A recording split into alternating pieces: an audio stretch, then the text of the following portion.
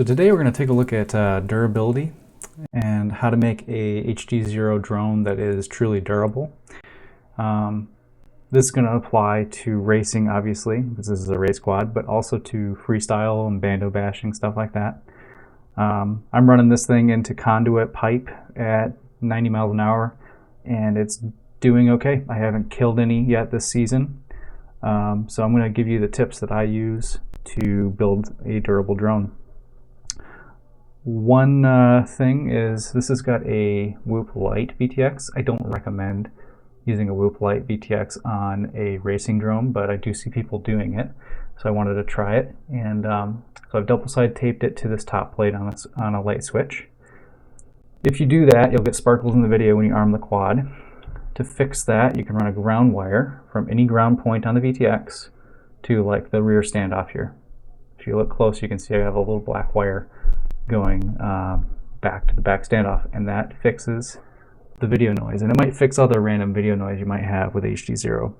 If things are too close to like the UFL or whatever, if it's mounted too close to carbon, you get weird effects like this, and that ground wire kills the ground loop. So I'll give you that tip, and let's get into the rest of the video. I'll have chapter markers and stuff like that, so that you can jump to different sections, but trust me, I think you'll want to look at a lot of the things that I have to say and make sure that you build a nice durable drone and have very little problems. Let's get into it. I use grade 12.9 screws, so those are the strongest screw you can get, because I find that these standoffs tend to bend, or the screws tend to bend. So going to the higher strength is going to help with that bending.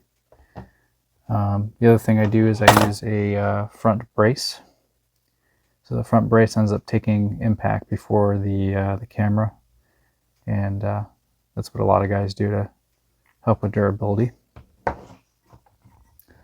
The other thing I do is I make sure that the VTX is not protruding from the top plate. So this is a Whoop Lite, and I've actually clipped the corners off of the Whoop Lite board. I actually have been lazy and I didn't clip them off before, and what happens is it snags on stuff and it'll rip it right off the top plate. So don't do that. If you're going to use a Whoop Lite, trim it down, make sure it fits underneath the top plate, and if it protrudes, it's going to get damaged. So that's how that goes. What else do I do? I put E6000 on everything. If something should be secured, I secure it. So I'll go through and do a walkthrough of how I build this. I'm actually going to build a light switch like this one, but with the race VTX. So it'll look kind of like this with the wider top plate. This is a Switchback Pro with the wider protective top plate. It's also really important to get things spaced perfectly in there, and I'll show some tips on how I do that. So for this build, we're going to be running the Nano 90, because why not? The Race V2 VTX, because that's the most durable one we've got. Mounts right on the stack. I'm going to be running this Rush Blade 60 amp 20x20, and this T-Motor Mini F7 HD 20x20. And I like this one because it has a BEC. You need to run a BEC. You cannot run off of battery voltage or you will fry the VTX. I don't care what it says on the spec sheet, this does not really support 6S. So BEC. And I do not recommend at this time getting the Rush HD VTX, because I'm having problems with it, which I'm not going to go into. It's not booting up consistently. And then of course we have the light switch, and I've built that up already a bit. And one thing I did here just to kind of lower the profile of the stack is I installed my own press nuts. So you don't need to do that. Don't worry about it. It's just something I was toying around with to get more usable space on the stack. So I installed my own press nuts in there, and then I can just thread these in here without having a nut on the top. And then I've got these grade 12.9 screws. So I get those from Amazon or from GetFPV. So here's a really nice, expensive, I'll say, luminaire hardware pack that's got a bunch of flathead M3 grade 12.9 screws, which is what we need. I think the 533 stuff comes with the grade 10 something screws, so just a little less strong, and I want every bit of strength I can get. The other thing is, in spots that don't matter for strength, I use titanium. So the spots that I find don't matter for strength are going to be out on the motors. So mounting the motor, you can use titanium, but anywhere where it's going to see a bit of a bending mode from force, from impact, you got to use steel, because titanium is not stronger than steel. Steel is stronger for this application. Only use titanium to save weight. Then we've got the light switch top plate over here on the left, and then this is the wide top plate that you need to use to protect the Race VTX, the Race V2 VTX. So I do recommend that. Don't skimp on it. If you use a top plate that's not quite wide enough or beefy enough, you will break stuff and you will be sad. So last is I'm going to be going with Express LRS. This is the EP1.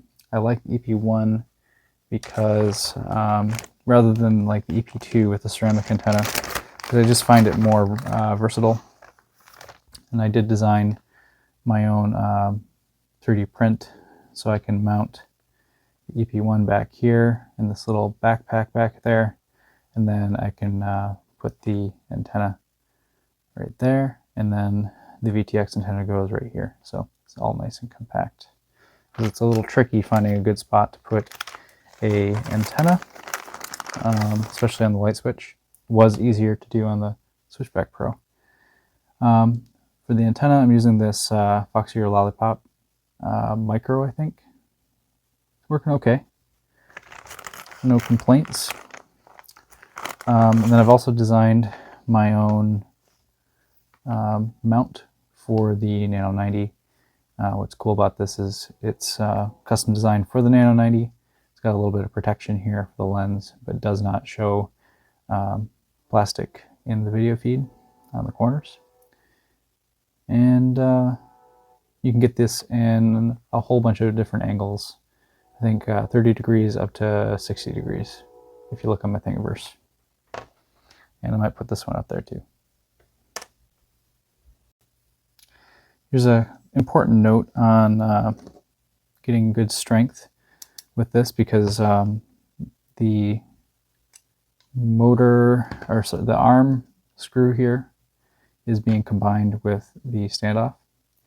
You need to tighten this standoff down really good, or else you're not going to get a lot of strength right here. And to do that, you're just going to have to use some pliers and hold it here, and just kind of give it like a quarter turn. And it's got to be tight. Screws are actually springs. At the end of the day, they're springs, and you're increasing your tension by tightening this. Obviously, don't tighten it so much that it strips, but if this is loose, it's going to be really weak. And if this is weak, you take a front impact, then this whole assembly comes back and it hits your stack screws here, and the boards bend, and then you're killing the VTX and potentially the flight controller. So be cool, tighten your screws.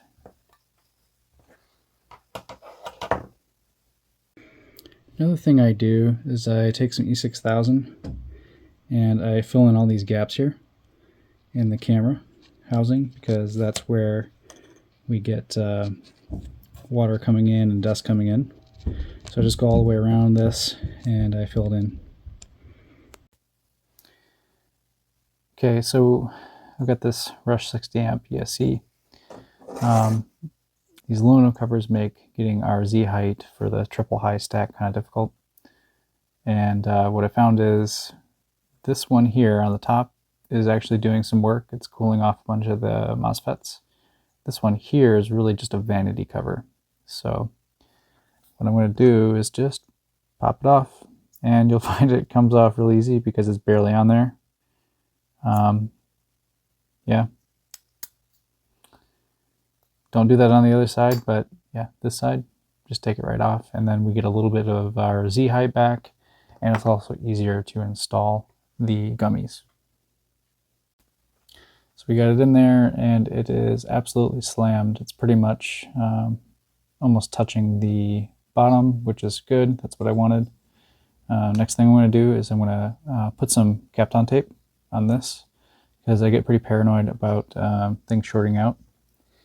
And Kapton tape's awesome because it's high temp and it keeps things from shorting out. So it's like the super version of electrical tape.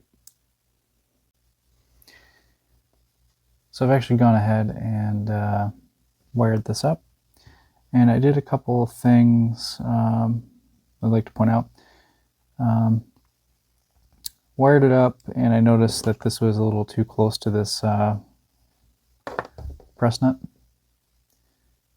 and decided to put some Kapton tape down there, because the last thing you want is a short between your ESC wires and the frame. That's going to be a bad day. The next thing I did is I put some E6000, which is right here. It's also, I think, known as welder's glue, which we use on whoops. This stuff's awesome. I use it as kind of a waterproofing material, an insulator, and a repair material, and to hold down MIPI cables. So you'll be seeing a lot of this E6000. So I put some E6000 on this to kind of insulate it. I put some E6000 right here also. So that should help.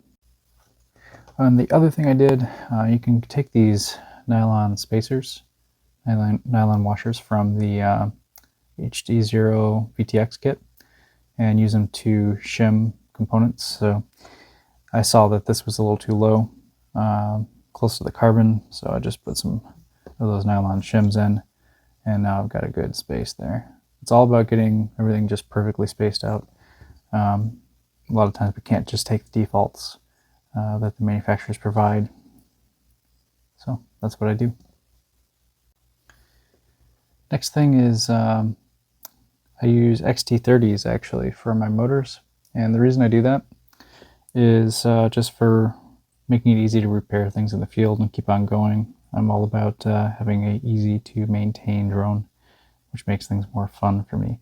And these XT30s, while they add weight, makes maintenance so much easier. So that's what I'm going to do, is throw these MR30s onto the ESC, and we'll be back.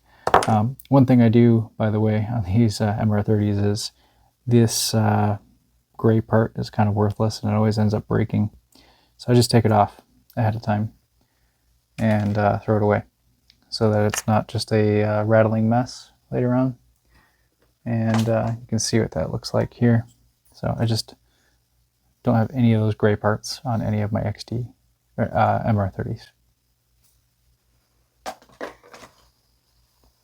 Okay, so we've got our MR30s soldered on there. If you don't have a good soldering iron, get one. They're pretty cheap. This is like $50. It's a TS100 knockoff, I think. Runs on USB-C or DC. It's great. And solder, I recommend Kester 6040. Great stuff. Makes your life way easier. So here's our T-Motor F7 Mini HD. Really like this flight controller. It's been pretty reliable. It's kind of my go-to these days. I've got a lot of them. Thing I like about it, it's got a 10 volt BEC that can handle a lot of amps, so I can also power like a freestyle VTX off of this. So this plug here provides UART and 10 volt power for our HDZero VTX. You also have pads back here that do that too. USB-C. This USB-C version actually powers up your 5 volt for the Express LRS receiver, which is nice too for doing flashing. All around pretty good. What I don't like is these included gummies are not a good size. It ends up being kind of awkwardly tall, too high of space off of the board. So I pick up something like this. You can get them from GetFPV, and it's a low profile gummy for the flight controller. If I find a link, I'll include it. But these are what you need. This is the same height that we've got on the HDZero VTX gummy also. So you don't want the super tall gummies, you want everything to be kind of similar squishiness and similar height. So let's put these on.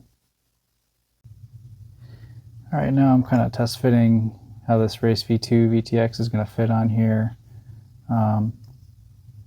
But that brings me to my next kind of pro tip. There's these tiny little nuts, really hard to see, I'm sure, that you put on the back side of the UFL hold down, and that is pretty difficult to hold in there. Now what I do is I solder them in place. So here's how we do that. So just set it down. Let's see if I can get this enough light for you.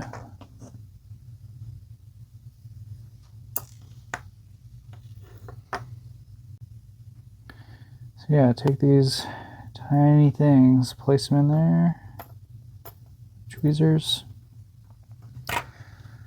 get our solder out and just kind of tack them down tastefully, I would say. So you don't want to get any solder inside the center, but you want to get enough to get it to stay down. You also want it to be flush with the bottom, so I kind of hold it down with the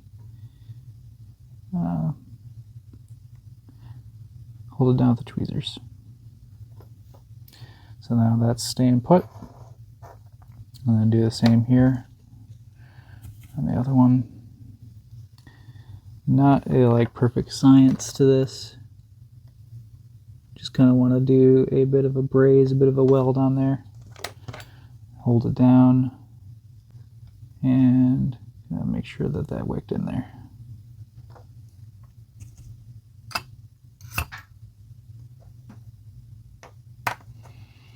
And now those nuts are nice and secured, and you can just screw on down and you don't have to worry about them falling off. Pretty nice tip. My next tip is kind of not for the faint of heart, but this little connector here is for a joystick, and I never use that for racing, and it just gets in the way with kind of the Z height of everything. So I just take these snips and I take it off. It's destructive. It's never going to go back on there. Oh, looks like I gotta resolder that quick.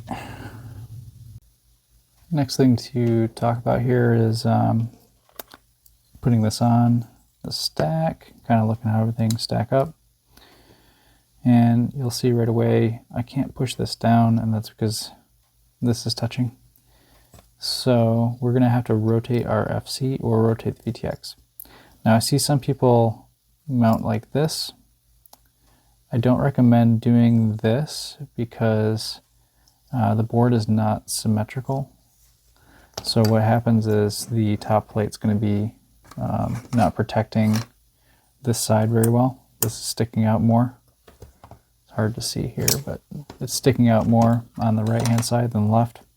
So you actually want to do is you typically put the firmware update port facing forward. on this Race V2 VTX. Or you could put it like this with it facing the rear, but I wouldn't do that because now we're closer to the front because the board is actually longer in the back here. So we want as much space as we can for clearance for when this inevitably gets smacked backwards in an impact. Other thing is sometimes these boards have some kind of interference depending on the orientation, the rotation. And I've always found that having the firmware update port facing forward fixes random issues that people have with this particular board. So just keep that in mind. Try to get this facing forward. But yeah, in this case, for this hull to work out, I've got to take this off. I've got to rotate it to the back like this. And now, when I stack everything on, everything will fit.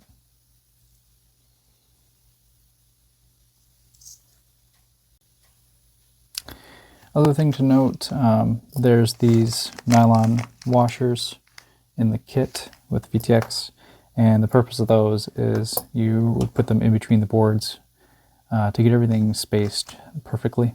So you might have too little space for comfort, so go ahead and throw a nylon washer in there, and there's enough in there, I think, to put nylon washers between both of these boards so you can get everything just right. You might have to cut your gummies down or buy new gummies, but it's worth it, trust me.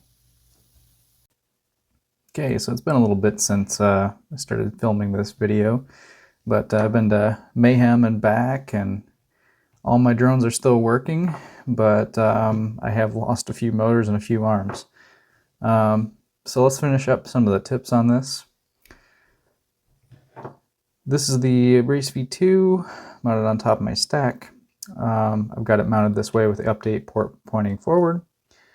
And I've also gooped a ton of E6000 all over this. So I put the E6000 primarily on the MIPI connector. I'm gonna put a dab on either side.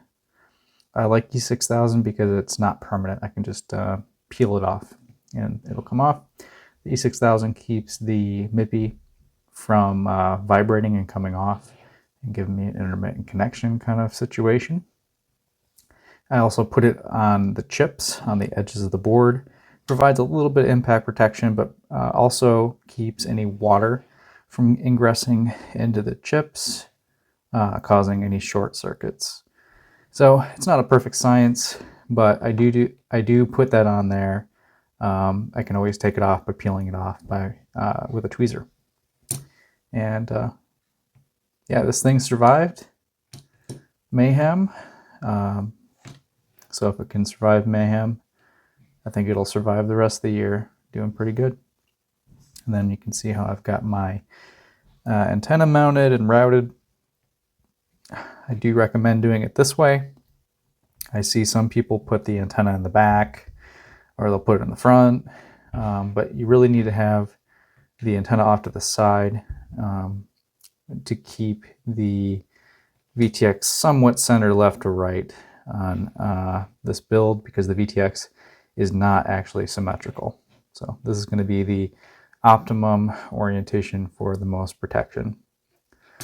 Another thing I see as a kind of failure point for people, unfortunately, is they'll take a top plate that's not wide enough and doesn't cover the VTX, and then the VTX takes a hit in the corners here or the edges and is dead, or you get low power output. Nothing I can do about that for you. You're going to have to find a wide top plate. I actually had these machined for me by CNC Madness. I do have this file available on my Thingiverse.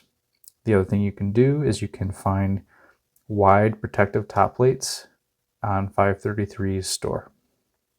Highly recommended. Also, do not 3D print a top plate. What's going to happen is it's going to bend, and when it bends, it's going to hit the components here, You might not even realize it because it's going to bend right back, but in the meantime your parts are dead. So you need to use something very rigid. I mean, ideally we'd almost make like a thicker top plate, because I've also had times where I've run into a pole at full speed and I've actually killed a whole stack, not just the flight controller, not just the VTX. I killed it all because this thin top plate just completely buckled inward in the middle. So yeah, you can't protect from against everything, but we can try.